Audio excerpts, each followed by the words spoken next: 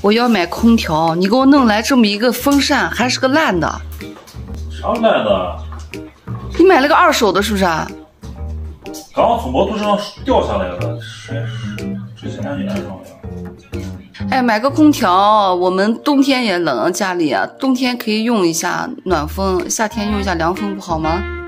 今天38度，哎，38度，天气预报是38度，其实地表温度都40了，我觉得，我一动都一身汗。这个风就够大了，没必要那么大。不是，它那个头，我说这个头有没有大一点的？这个头，你转过来我看，把这个转过来我看。这样够大吗？这够大了。哎呀，天哪！这能干啥呢？这能够干啥？它能吹到几米以外？吹到5米吧。能不能退些？换一个大点的去。退什么退啊？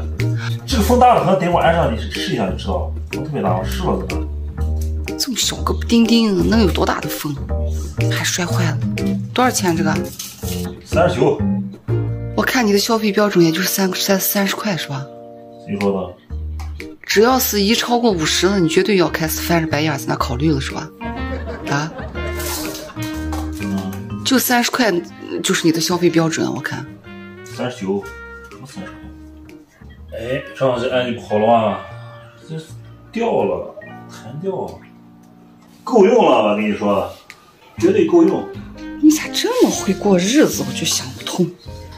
一个大男人比一个女人还会过日子，绝对够用。看风大不大啊？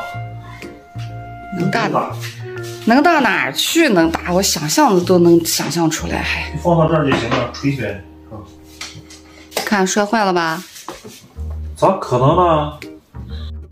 来，我来。你别敲了。哎，风挺大的吗？这是？啊，挺凉快的。对，我感受一下。是吧？还可以，好像。就跟你说，没必要买什么空调。我看我站这儿能不能吹上？哦，还可以吹上。30多块钱好运。哎，不能那样对着吹。哦，那好像不是最大风。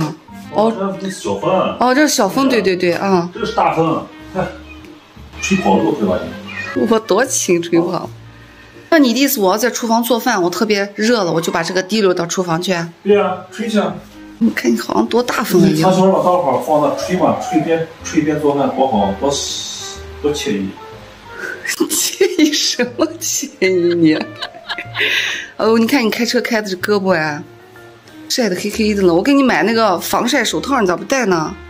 热，挣这点钱也不容易，怪不得你那么小气呢。